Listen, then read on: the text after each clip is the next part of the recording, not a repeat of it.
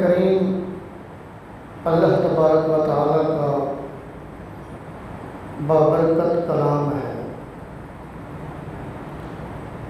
عظمتوں والا کلام ہے، رحمتوں والا کلام ہے۔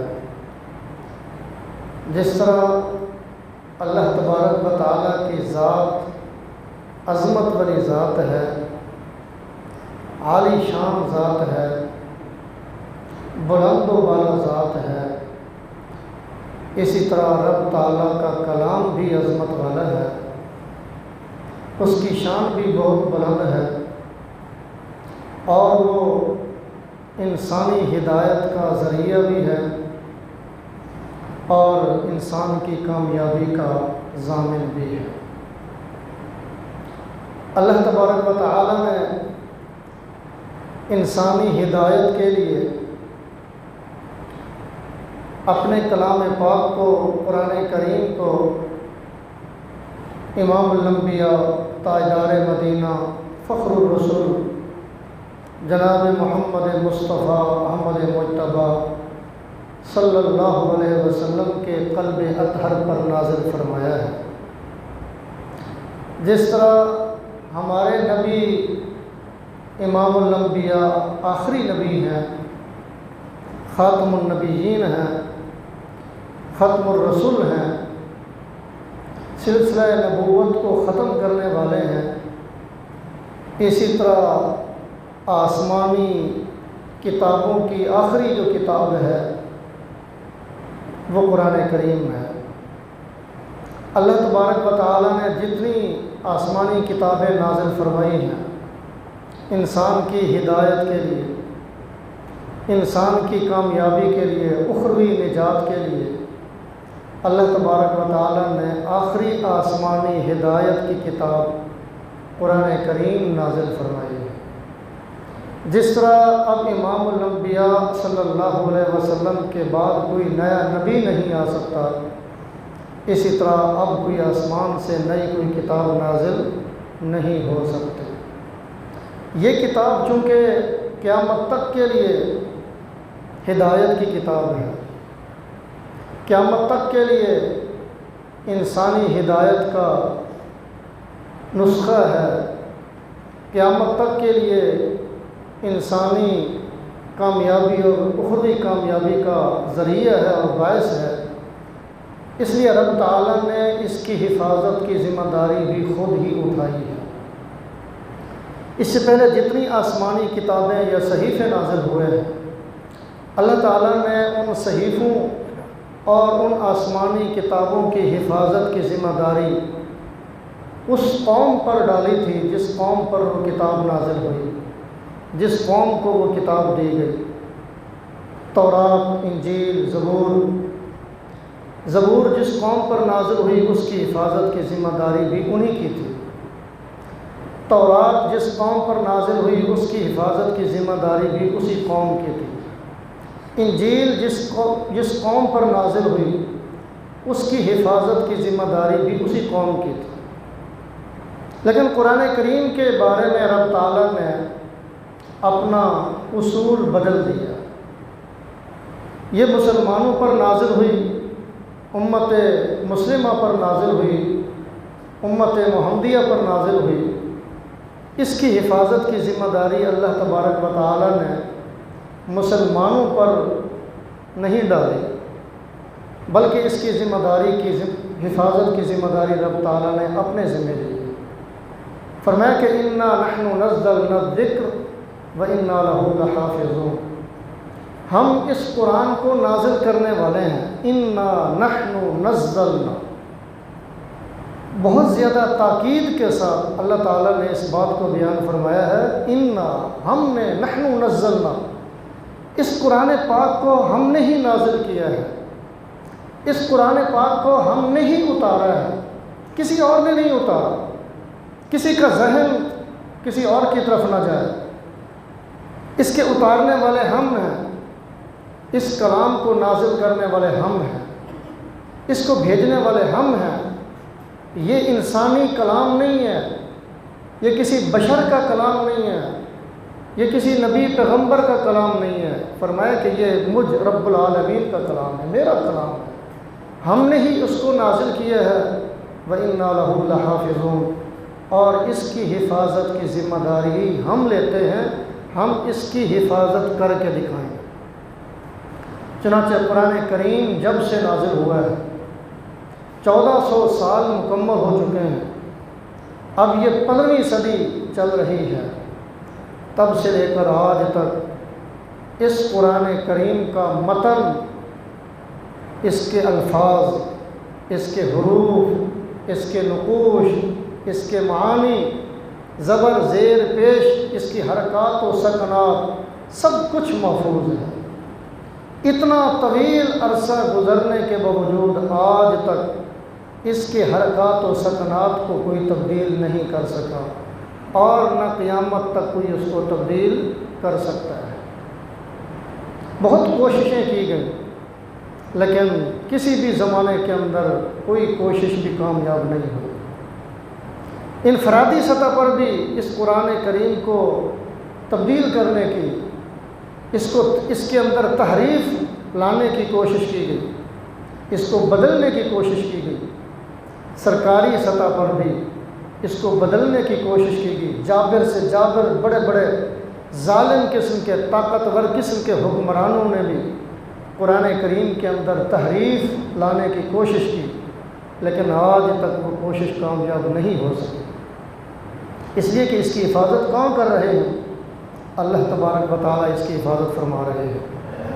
اور اللہ تبارک و تعالیٰ نے کئی واسطوں سے، کئی ذرائع سے، کئی وسائط سے اس کی حفاظت فرمائی ہے، اور اب تک فرما رہے ہیں، اور قیامت تک رب تعالیٰ اس کی حفاظت فرماتے چلے جائیں گے۔ قرآن کریم کا متن یعنی اس کے الفاظ بھی محفوظ ہیں، اس کے حروف بھی محفوظ ہیں، اور قرآن کریم کے معانی، اس کا مفہوم، اس کا مطلب، قرآن کریم کی مراد وہ بھی محفوظ ہے۔ الفاظ کے اندر بھی کوئی تبدیلی نہیں لا سکا، اس کے حروف کے اندر کوئی تبدیلی نہیں کر سکا، اس کے کلمات کے اندر کوئی تبدیلی نہیں لا سکا، اس کی مراد میں بھی اور اس کے معنی کے اندر، اس کے مفاہیم کے اندر بھی، اس کے مطالب کے اندر بھی کوئی تبدیلی نہیں لا سکا، اور نہ کوئی کر سکتا ہے۔ اللہ تعالیٰ نے جہاں اس قرآن کریم کے متن یعنی الفاظ کی حفاظت فرمائی ہے، وہیں رب تعالیٰ نے اس کے معنی کی بھی حفاظت فرمائی ہے، اس کی مراد کی بھی حفاظت فرمائی ہے۔ نبی صلی اللہ علیہ وسلم کے زمانے میں جب یہ قرآن کریم نازل ہوا، جن الفاظ میں نازل ہوا وہ الفاظ بھی آج تک محفوظ ہیں، اور اس زمانے میں جس لفظ کا جو معنی مراد لیا جاتا تھا، نبی کے زمانے میں قرآن کریم کے جس لفظ کا جو مطلب مراد لیا جاتا تھا، نبی کے زمانے میں قرآنی الفاظ کا جو مفہوم مراد لیا جاتا تھا، آج بھی وہی مطلب مراد لیا جاتا ہے، آج بھی وہی معنی مراد لیا جاتا ہے، آج بھی وہی مفہوم مراد لیا جاتا ہے۔ اس مفہوم کے اندر کوئی کمی بیشی نہیں ہو سکی اور نہ ہو سکتی ہے۔ اسی طرح رب تعالیٰ نے قرآن کریم جس زبان کے اندر نازل ہوا، اس زبان کی حفاظت کی ذمہ داری بھی اللہ نے اٹھائی ہوئی ہے۔ اگر میں سوال کروں کہ تورات کس لغت میں، کس زبان میں نازل ہوئی، تو شاید کوئی ایک آدھ بندہ جواب دے سکے۔ انجیل کس زبان میں نازل ہوئی، ہمارے پاس اس کا بھی جواب نہیں ہے۔ زبور کس زبان میں نازل ہوئی؟ تورات، انجیل، زبور یہ آسمانی کتابیں تھیں، اور جن زبانوں میں نازل ہوئی تھیں وہ زبانیں بھی مٹ گئی، وہ زمانے بھی محفوظ نہیں ہو سکیں، وہ لغات بھی محفوظ نہیں ہو سکیں۔ ہر 400 سال کے بعد زبان بدل جاتی ہے، زبان، پچھلی زبان مٹ جاتی ہے، اس کی جگہ پہ اور زبان آ جاتی ہے۔ لیکن 1400 سال ہو گئے ہیں، 15ویں صدی چل رہی ہے قرآن کریم کے نازل ہونے کو۔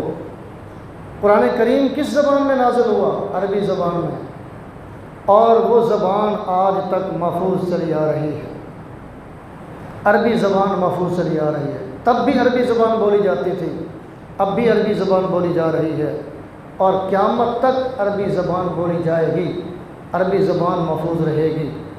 نبی مہربان صلی اللہ علیہ وسلم کا فرمان ہے کہ عربی زبان سے محبت کرو، عربی زبان سیکھو، عربی زبان بولو، عربی زبان سے محبت کرو، لثلاث، 3 وجہ سے۔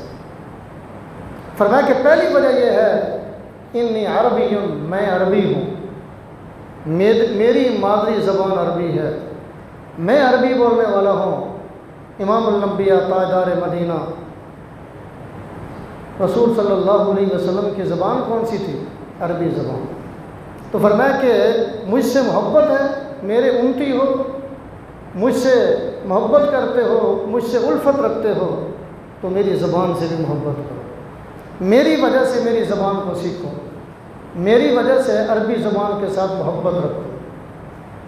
فرمایا کہ نمبر 2 وَلِسَانُ الْجَنَّةِ عَرَبِيٌّ، فرمایا کہ جنتیوں کی زبان بھی عربی ہے۔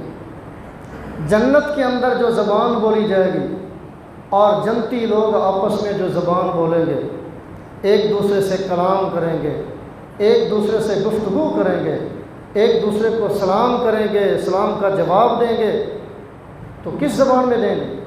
سلام قولا من رب الرحیم، سورہ یاسین میں رب تعالیٰ نے فرمایا کہ وہاں سلام کریں گے ایک دوسرے کو، کس کے ساتھ؟ السلام علیکم، عربی زبان میں ایک دوسرے کو سلام کریں گے۔ وہاں گفتگو ہوگی عربی زبان میں، وہاں بات چیت ہوگی عربی زبان میں، سلسلہ کلام چلے گا عربی زبان میں۔ فرمایا کہ اس وجہ سے بھی عربی زبان کو سیکھو، عربی زبان سے محبت کرو کہ یہ اہل جنت کی زبان ہے۔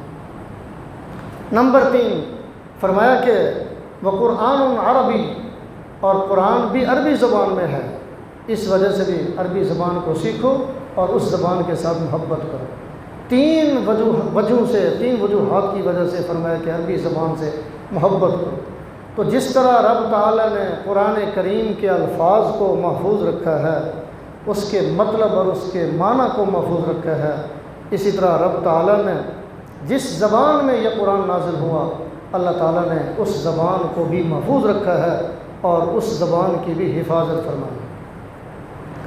اور چوتھی بات، جس ماحول میں قرآن کریم نازل ہوا اور قرآن کریم کے نزول کے وقت اللہ کے نبی صلی اللہ علیہ وسلم کی جو کیفیت تھی، جو حالت تھی، اللہ تبارک و تعالیٰ نے اس کیفیت کو بھی محفوظ رکھا ہے، اس حالت کو بھی محفوظ رکھا ہے، اس پس منظر کو بھی محفوظ رکھا ہے، اس واقعے کو بھی محفوظ رکھا ہے۔ قرآن کریم کے جتنی آیات کے شان نزول ہیں اور قرآن کریم کی صورتوں کے جتنی بھی شان نزول ہیں، وہ سب شان نزول محفوظ ہیں کہ قرآن کریم کی کون سی آیت کس موقع پر نازل ہوئی، کس جگہ پر نازل ہوئی۔ آپ پڑھتے ہیں، سنتے ہیں، الیوم اکملت لکم دینکم واتممت علیکم نعمتی ورضیت لکم الاسلام دینا۔ اس آیت کا پس منظر ہمارے بچے کو، صاحب علم کو، پڑھے لکھے کو معلوم ہے کہ یہ آیت کہاں نازل ہوئی، کس موقع پر نازل ہوئی، کس جگہ پر نازل ہوئی، کس وقت نازل ہوئی، اس دن وہ کون سا دن تھا، تاریخ کون سی تھی۔ یہ ساری چیزیں کیا ہیں؟ محفوظ ہیں۔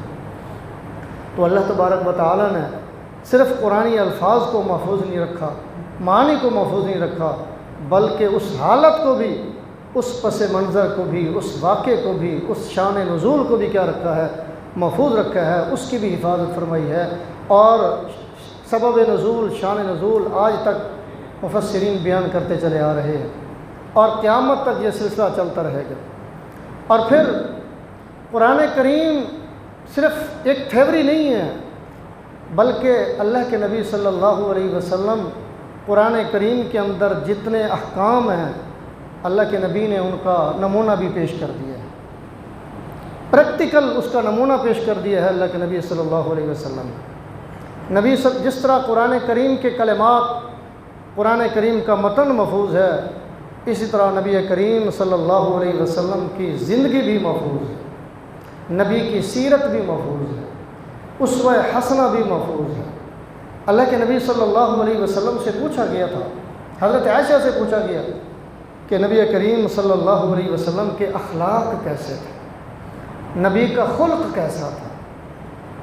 تو ام المومنین نے کیا جواب دیا؟ کان خلقہ القرآن، سارا قرآن نبی کا خلق ہے، سارا قرآن نبی کے اخلاق ہیں۔ قرآن کریم کے اندر الفاظ ہیں، قرآن کریم کے اندر کلمات ہیں، قرآن کریم کے اندر حروف و نقوش ہیں، اور نبی کریم صلی اللہ علیہ وسلم کی زندگی کے اندر پورے قرآن کا نمونہ موجود ہے۔ نبی کی زندگی میں قرآن کا پریکٹیکل نمونہ، مثال نمونہ موجود ہے۔ تو اللہ تبارک و تعالی نے نبی صلی اللہ علیہ وسلم کے اسوہ حسنہ کو بھی محفوظ رکھا ہے۔ آپ کی پیدائش سے پہلے کے واقعات سیرت کے اندر موجود ہیں، محفوظ ہیں۔ آپ کی ولادت کیسے ہوئی، بچپن کیسے گزرا، آپ کا لڑکپن کیسے گزرا، آپ کی جوانی کیسے گزری، مکہ کی ساری زندگی نبی کی محفوظ ہے، مدینہ کی ساری زندگی نبی کی محفوظ ہے، جنگوں کے واقعات محفوظ ہیں، سفر کے واقعات محفوظ ہیں، حضر کے واقعات محفوظ ہیں، گھر سے باہر کی جو زندگی ہے وہ بھی محفوظ ہے، گھر کے اندر کی جو زندگی ہے وہ بھی محفوظ ہے۔ تو اللہ تبارک و تعالی نے قرآن کریم کی حفاظت کے لیے بہت ساری اور چیزوں کی بھی حفاظت فرمائی ہے، اور ان کی حفاظت کی وجہ سے قرآن کریم آج تک محفوظ چلا آ رہا ہے، اور انشاءاللہ قیامت تک کیا رہے گا؟ محفوظ رہے گا۔ میں نے عرض کیا کہ کئی لوگوں نے قرآن کریم کے اندر تحریف لانے کی کوشش کی، بدلنے کی کوشش کی۔ خلیفہ ہارون الرشید اور اس کے بعد جو خلیفہ مامون الرشید ہے، ان کا ایک ذوق تھا، ان کا مزاج تھا۔ امام قرطبی رحمۃ اللہ علیہ نے یہ واقعہ لکھا ہے کہ وہ مختلف مواقع پر مجلس مذاکرہ منعقد کرتے تھے، ایک مکالمہ کی مجلس منعقد کرتے تھے۔ اس کے اندر مختلف قسم کے لوگ آتے تھے اور بحث و مباحثہ میں حصہ لیتے تھے، اس مکالمہ میں حصہ لیتے تھے، اپنی تحقیقات پیش کرتے تھے اور اپنے علمی مسائل ان کے سامنے ڈسکس کرتے تھے۔ تو ایک شخص آیا، وہ یہودی تھا، اور وہ آیا اس مجلس کے اندر، وہ بھی شریک ہو گیا۔ دیکھنے کے اعتبار سے وہ بڑا وجیح تھا۔ جب اس نے گفتگو کی تو گفتگو بھی اچھی کی، اس نے کی بڑی فصاحت کے ساتھ، بڑی بلاغت کے ساتھ اس نے گفتگو کی۔ شرکائے مجلس جتنے تھے سب نے اپنی اپنی تحقیقات پیش کی اور اپنا موقف دوسروں کے سامنے رکھا۔ اس یہودی نے بھی اپنا موقف مسلمانوں کے سامنے رکھا۔ خلیفہ مامون الرشید موجود ہیں، اس کی تقریر سے، اس یہودی کی گفتگو سے خلیفہ مامون الرشید بڑے متاثر ہوئے۔ جب مجلس ختم ہوئے تو خلیفہ مامون الرشید نے اس کو اپنے پاس بلایا اور اس کو کہا کہ تم بڑے وجیح آدمی محسوس ہوتے ہو، اور تم نے گفتگو بھی بڑی اچھی کی ہے، تقریر بھی بڑی اچھی کی ہے، اور اپنا موقف بھی بڑا اچھا پیش کیا ہے۔ میں تمہاری گفتگو سے متاثر ہوا ہوں، مجھے لگتا ہے کہ تم یہودی ہو، کیا میں ٹھیک سمجھا؟ اس نے کہا کہ جی ہاں، آپ ٹھیک سمجھے ہیں، میں یہودی ہوں، اور میں اپنی کتاب کا عالم ہوں، واقف ہوں، اور میں اپنے لوگوں میں کتاب کی تعلیم بھی دیتا ہوں، میں یہودی ہوں، آپ ٹھیک سمجھیں۔ خلیفہ مامون الرشید نے اس کو اسلام کی دعوت دی، کہا کہ تم اچھے آدمی معلوم ہو رہے ہو، میں تمہیں اسلام کی دعوت دیتا ہوں، اسلام کا پیغام تمہیں پہنچاتا ہوں، میں چاہتا ہوں کہ تم مسلمان ہو جاؤ۔ اگر تم مسلمان ہو جاؤ تو ہم تمہارا بڑا اعزاز کریں گے، بڑا اکرام کریں گے، بڑا پروٹوکول تمہیں دیں گے، اور ہمارے اندر تمہاری بڑی عزت ہوگی، تمہاری واہ واہ ہو جائے گی، تم اچھے آدمی ہو۔ جب تم مسلمان ہو جاؤ گے تو تمہاری برادری کے بہت سارے اور لوگ بھی تمہیں دیکھ کر مسلمان ہو جائیں گے، اس لیے میں چاہتا ہوں کہ تم مسلمان ہو جاؤ۔ اس یہودی نے کہا کہ نہیں، میں اپنے آباء و اجداد کے دین کو نہیں چھوڑ سکتا، میں یہودیت کو چھوڑ کر مسلمان نہیں ہو سکتا، اسلام کو قبول نہیں کر سکتا۔ بات ختم ہو گئی، وہ آدمی چلا گیا۔ اگلے سال پھر یہ محفل مذاکرہ منعقد ہوئی، یہ مکالمہ کی مجلس منعقد ہوئی، اور وہ آدمی پھر آیا۔ اب اگلے سال جب وہ آدمی آیا تو مسلمان ہو کر آیا۔ اسی مجلس کے اندر وہ بیٹھا، مامون الرشید موجود ہیں، بحث و تحقیق کا سلسلہ چل رہا ہے، مباحثہ چل رہا ہے، مذاکرہ چل رہا ہے، علمی تحقیقات کا سلسلہ چل رہا ہے۔ اب کے بعد اس بندے نے فقہ اسلامی کے موضوع پر بڑی زبردست تقریر کی، بہترین گفتگو کی، اچھی بات بیان کی، اسلام کے محاسن اس نے بیان کیے، اسلام کی خوبیاں اس نے بیان کی، اور اسلام قبول کرنے کے اور اسلام کے مطابق زندگی گزارنے کے اس نے فوائد اور اس کی جو برکات ہیں وہ بیان کی، اور دینی اور دنیاوی اعتبار سے اسلام پر عمل کرنے میں جو نجات ہے اس کو بیان کیا۔ مجلس ختم ہو گئی، خلیفہ مامون الرشید نے اس کو پھر بلایا، پوچھا کہ اب تو تم نے اسلام کی بڑی خوبیاں بیان کی ہیں، لگتا ہے کہ تم مسلمان ہو گئے ہو۔ اس نے کہا کہ جی ہاں میں مسلمان ہو گیا ہوں۔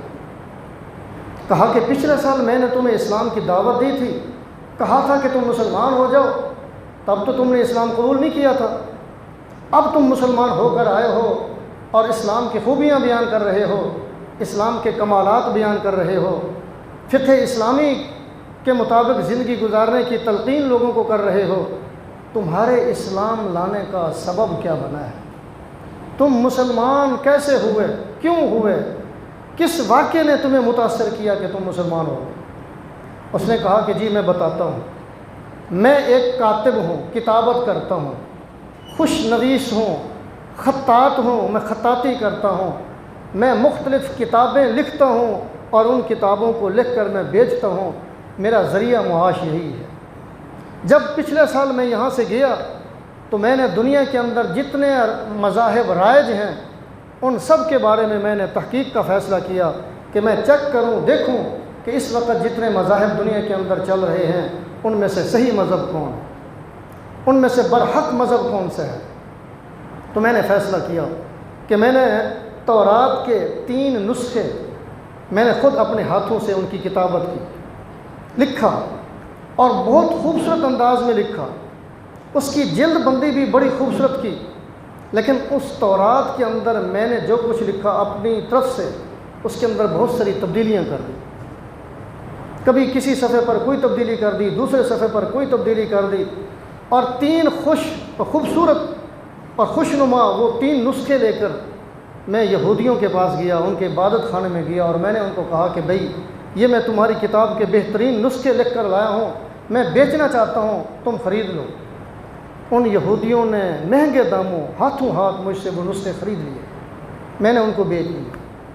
پھر میں نے تورات پر ریسرچ کی اور تورات کے 3 نسخے لیے اور ان کی کتابت کی، خوبصورت کتابت کی، جلد بھی بڑی اچھی خوبصورت بنائی، اس کے اندر بھی میں نے اپنی طرف سے تبدیلی کر دی، مختلف جگہ پر میں نے تحریفات کی، ان کے الفاظ کو بدل دیا، نقطوں کو بدل دیا، اور وہ 3 نسخے لے کر میں عیسائیوں کے پاس گیا اور ان کو کہا کہ میں یہ نسخے بیچنا چاہتا ہوں، آپ مجھ سے خرید لو۔ ان لوگوں نے بھی ہاتھوں ہاتھ ان خوبصورت جلدوں کو دیکھ کر ہاتھوں ہاتھ مجھ سے وہ کتابیں لے لیں اور مجھے پیسے دے دیے۔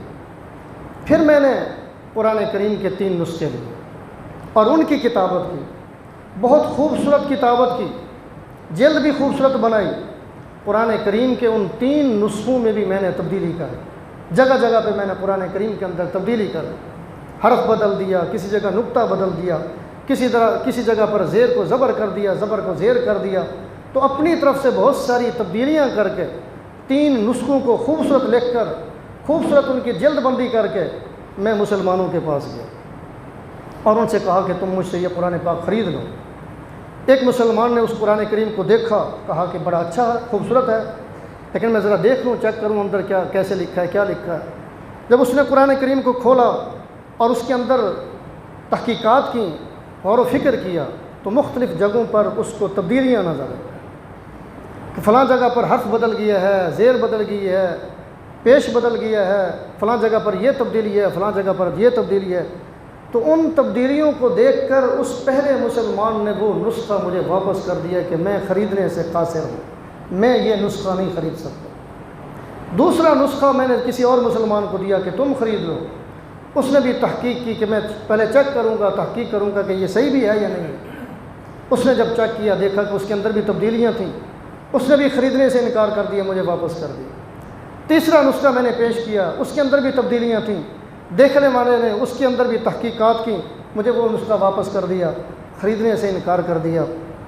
کہتے ہیں کہ میں وہ 3 نسخے لے کر جب واپس آیا تو میں اس نتیجے پر پہنچا کہ یہ قرآن کریم برحق کتاب ہے اور یہ مذہب اسلام یہ برحق مذہب ہے۔ اس واقعے سے متاثر ہو کر میں نے اسلام قبول کر لیا۔ تو میرا عرض کرنے کا مقصد یہ ہے کہ قرآن کریم کی حقانیت اللہ کی طرف سے ہے، یہ کتاب اللہ کی طرف سے نازل شدہ ہے، اللہ کا کلام ہے۔ جس طرح رب کی ذات بہت بلند ہے، رب کا یہ کلام بھی بہت بلند ہے۔ بہت لوگ آئے، بڑے بڑے جابر قسم کے بادشاہ آئے، ظالم لوگ آئے، طاقتور اور طاقت کے نشے میں مبتلا لوگ ہیں، جنہوں نے قرآن پاک کی توہین کی، قرآن پاک کو بدلنے کی کوشش کی، اس کے اندر تحریف لانے کی کوشش کی، لیکن آج تک وہ کوشش کامیاب نہیں ہو سکی اور قیامت تک بھی نہیں ہوگی۔ ہماری ذمہ داری کیا ہے؟ اللہ تعالیٰ تو اس کی حفاظت فرما رہے ہیں، لیکن اگر ہم اس حفاظت کے اندر کسی موقع پر بھی کام آ جائیں تو اس سے ہماری نجات ہو جائے۔ ہم قرآن کریم کی کیا خدمت کر سکتے ہیں؟ قرآن کریم کی حقانیت، قرآن کریم کی صداقت کو کیسے ہم دنیا کے اندر رائج کر سکتے ہیں؟ اس کے لیے بہترین طریقہ یہی ہے کہ ہم قرآن پاک پر جس طرح ہمارا ایمان ہے کہ یہ اللہ کا کلام ہے، اسی طرح ہم اس کو کتاب ہدایت بھی سمجھیں اور اس کے مطابق زندگی گزارنے کی کوشش کریں۔ قرآن کریم خود پڑھیں، اپنے بچوں کو پڑھوائیں، حافظ بنائیں۔ قرآن کریم کا جو حافظ ہوتا ہے اپنے خاندان کے 10 آدمیوں کو، ان 10 آدمیوں کو کہ جن کے بارے میں جہنم میں جانے کا فیصلہ ہو چکا ہوتا ہے، ان 10 آدمیوں کو جہنم سے نکال کر جنت میں لے آئے گا اور لانے کا سبب بنے گا۔ تو یہ قرآن کریم عمل کرنے کی کتاب ہے، ہدایت کی کتاب ہے۔ ہم اس سے ہدایت لیں اور اس کو اپنی زندگی میں لائیں اور اس کے مطابق زندگی گزارنے کی کوشش